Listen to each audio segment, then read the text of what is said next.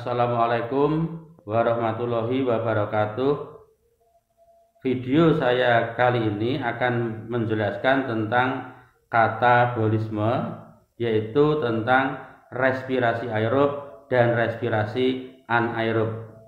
Ini merupakan materi kelas 12. Namun sebelumnya, bagi sahabat dan adik-adik yang sudah subscribe channel ini, saya ucapkan banyak-banyak terima kasih. Bagi yang belum, saya tunggu subscribe-nya. Caranya adalah perhatikan tulisan subscribe. Apabila masih berwarna merah, maka segera klik pula gambar lonceng yang ada di sampingnya. Tujuannya adalah agar nanti sahabat dan adik-adik sekalian senantiasa menerima notifikasi atau menerima pemberitahuan apabila di Mas Darwoto channel ini ada informasi terbaru atau ilmu yang baru, materi-materi terbaru. Baik, sekarang kita ikuti bersama-sama penjelasan berikut ini. Sebelum saya bahas tentang katabolisme karbohidrat, akan sedikit saya singgung lagi tentang konsep metabolisme. Walaupun dalam video saya sebelumnya sudah pernah saya bahas. Metabolisme itu adalah reaksi-reaksi kimia untuk mengubah zat-zat yang menghasilkan energi maupun yang memerlukan energi yang terjadi di dalam sel-sel tubuh.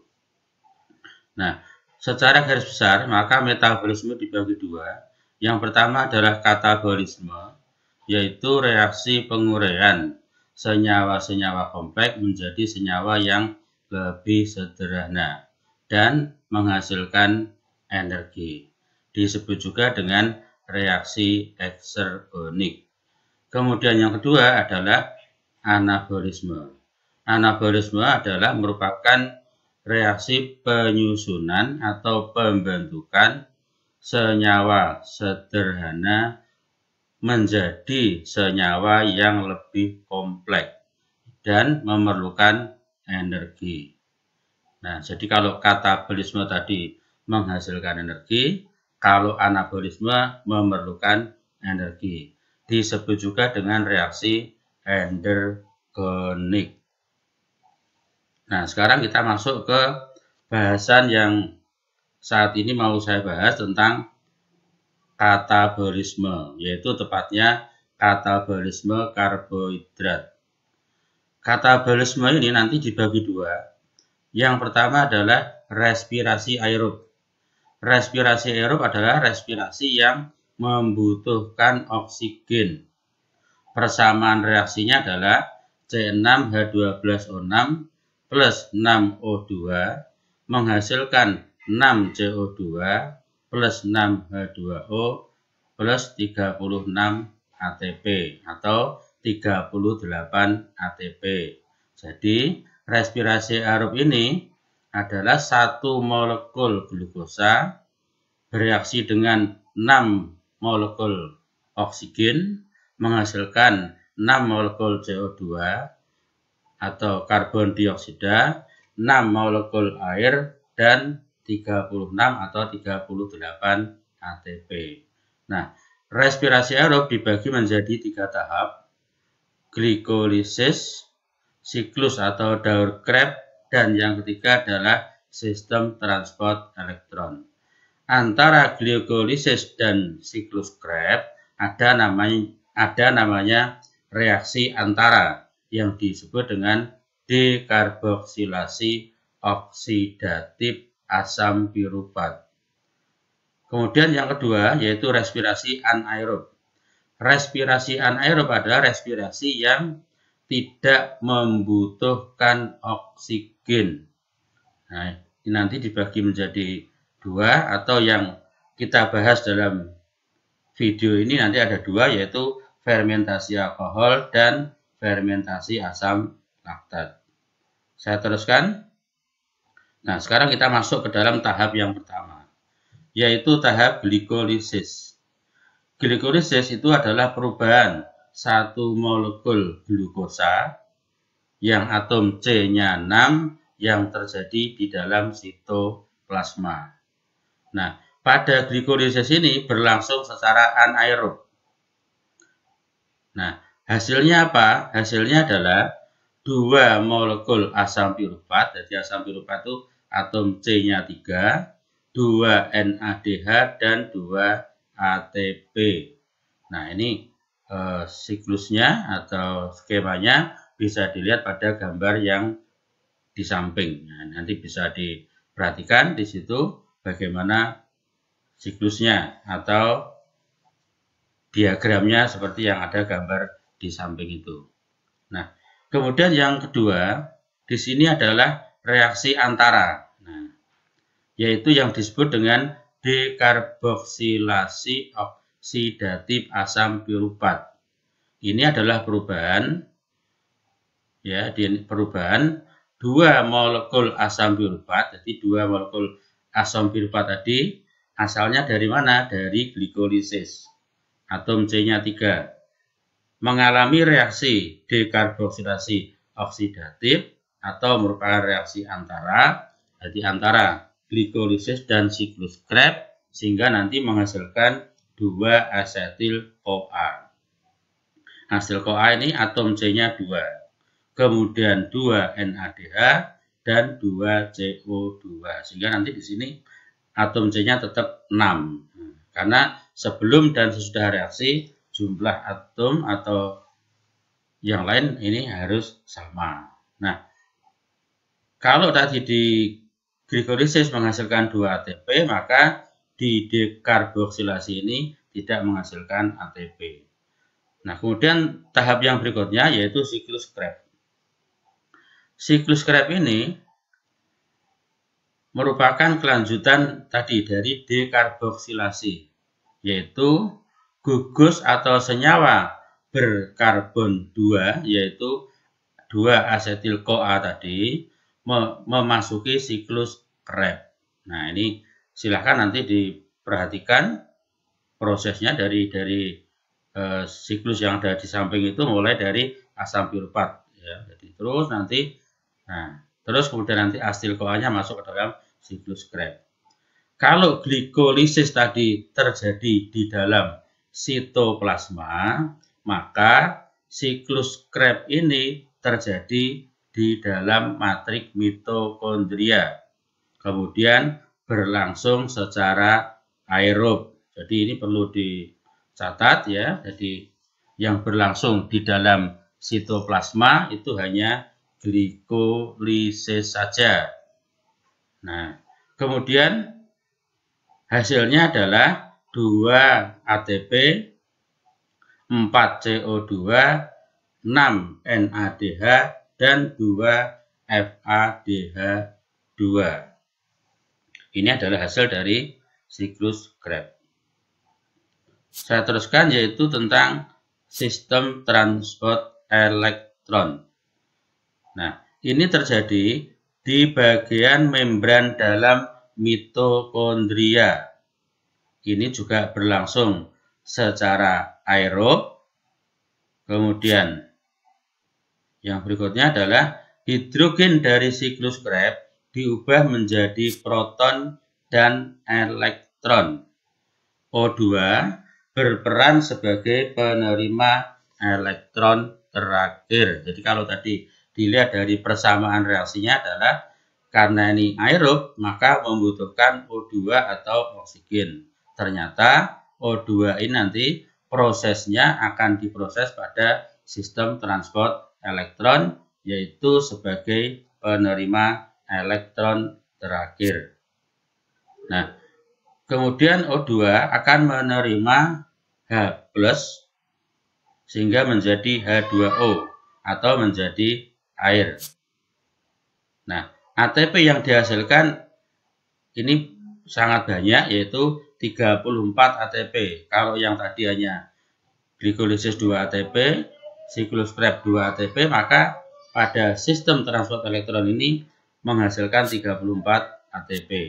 Nah, ini nanti biar lebih jelas.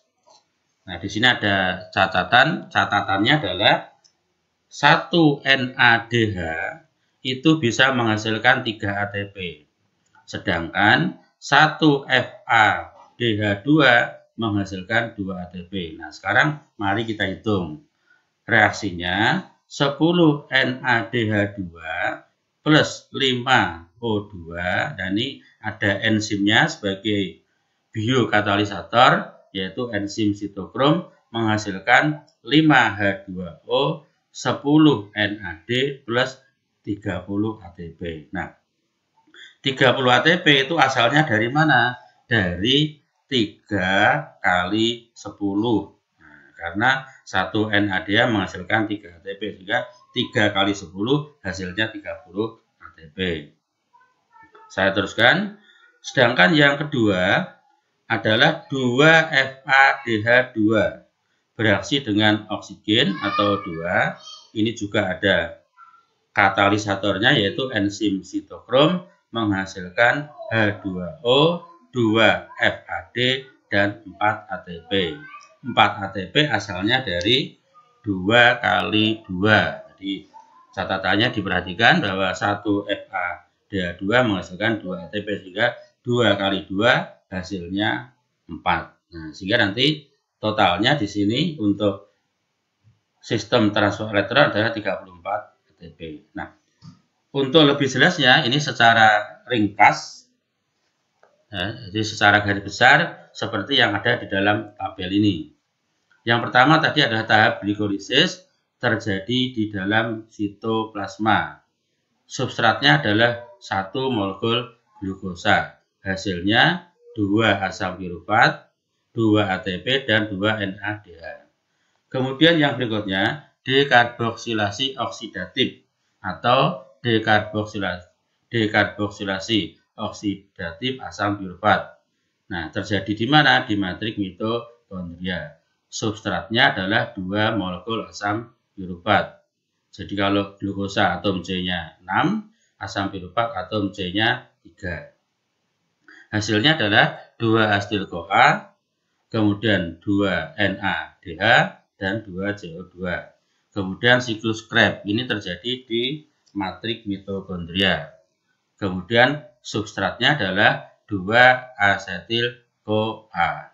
Ini merupakan senyawa berkarbon 2 atau C-nya 2. Hasilnya adalah 6 NADH, 2 ATP, 2 FADH, dan 4 CO2. Kemudian yang terakhir yaitu transport elektron. Nah, transport elektron itu terjadi di kristal mitokondria atau membran dalam mitokondria. Hasilnya jadi di sini NADH.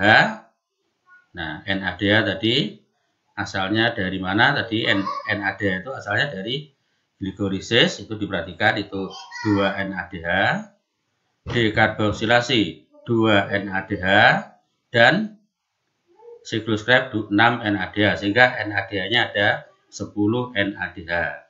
3 kali 10 hasilnya 30, sorry. Jadi kemudian FADH tadi 2. Dari mana FADH itu asalnya? FADH itu asalnya dari siklus Krebs, yaitu 2 FADH. Ditolong nanti diperhatikan lagi. Tadi di depan sudah saya jelaskan bahwa hasil totalnya nanti untuk transport elektron ada 34 ATP. Nah, plus nanti ada H2O. Nah, rinciannya adalah seperti ini. Total energi yang dihasilkan dari respirasi aerob, glikolisis 2 ATP, kemudian siklus Krebs 2 ATP, transfer elektron 34 ATP, sehingga total energi yang dihasilkan adalah 38 ATP. Oke, sekarang saya teruskan tentang respirasi anaerob. Respirasi anaerob adalah proses pembebasan energi atau proses respirasi yang tersimpan dalam bahan bakar organik melalui serangkaian reaksi tanpa menggunakan oksigen. Jadi kalau ini tidak menggunakan oksigen. Nah, ada 2 yang kita bahas dalam video ini, yaitu fermentasi alkohol dan fermentasi asam laktat. Perbedaannya di mana? Perbedaannya, kalau fermentasi alkohol itu terjadi pada sel jamur. Nah, misalnya untuk pembuatan tape atau pembuatan minuman keras seperti anggur, bir, dan lain-lain. Nah, kemudian kalau asam laktat ini terjadi pada sel otot hewan dan manusia, pada eritrosit atau sel darah merah, sel bakteri atau jamur dalam pembuatan keju dan juga yogurt. Kemudian akseptor elektronnya. Untuk fermentasi alkohol adalah asetaldehid, sedangkan untuk fermentasi asam laktat adalah asam piruvat. Kemudian hasil akhir untuk fermentasi alkohol adalah etanol. Kemudian fermentasi asam laktat adalah asam laktat. Nah, ini adalah prosesnya seperti ini. Jadi fermentasi alkohol C6H12O6 nanti tanpa oksigen menghasilkan 2CO2, kemudian 2 molekul etanol dan 2 ATP. Nah, di sini kalau kita lihat pada siklusnya bahwa di sini hasilnya kan 4 ATP. Nah, reaksi ini memerlukan 2 ATP sehingga nanti kalau dikurangi 4 dikurangi 2 sehingga hasil akhirnya 2 ATP. Nah, sekarang saya teruskan yaitu fermentasi asam laktat. Nah, proses reaksinya atau persamaan reaksinya adalah C6H12O6 atau 1 molekul glukosa menghasilkan 2 asam laktat yaitu 2C3H6O3 plus 2 ATP. Ini sama, ini juga menghasilkan 2 ATP. Jadi baik fermentasi alkohol maupun fermentasi asam laktat sama-sama menghasilkan 2 ATP. Mengapa kok tidak bisa menghasilkan 38 ATP seperti respirasi aerob? Karena pada fermentasi alkohol dan asam laktat itu berlangsung secara anaerob, sehingga tahap yang dilalui hanya glikolisis saja. Nah, ini karena tidak ada oksigen. Jadi tidak ada oksigen sehingga hanya tahap glikolisis saja, sehingga ATP yang dihasilkan hanya 2. Barangkali ada pertanyaan nanti silahkan ditulis pada kolom komentar yang ada pada bagian bawah video ini. Demikian yang bisa saya sampaikan. Mudah-mudahan bermanfaat. Ada kurang lebihnya mohon maaf, dan sekiranya video ini baik, bagus, dan bermanfaat, maka silahkan share, silahkan bagikan kepada teman-teman dan rekan-rekan, sahabat, dan adik-adik sekalian. Saya akhiri, wassalamualaikum warahmatullahi wabarakatuh.